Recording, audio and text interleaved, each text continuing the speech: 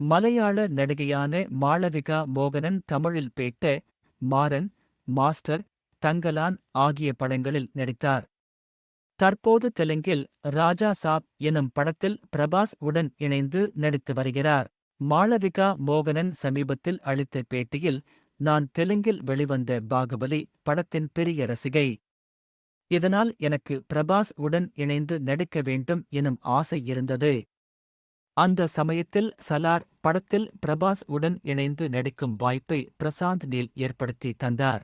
ஆனால் ஒரு சில காரணங்களால் என்னால் சலார் படத்தில் நடிக்க முடியவில்லை. இப்போது ராஜா சாப் படத்தின் மூலம் என் நீண்ட நாள் ஆசை நிறைவேறியது என பகிர்ந்துள்ளார். தெலுங்கு, ஹிந்தி ஆகிய மொழி படங்களிலும் நடித்து வருகிறார்.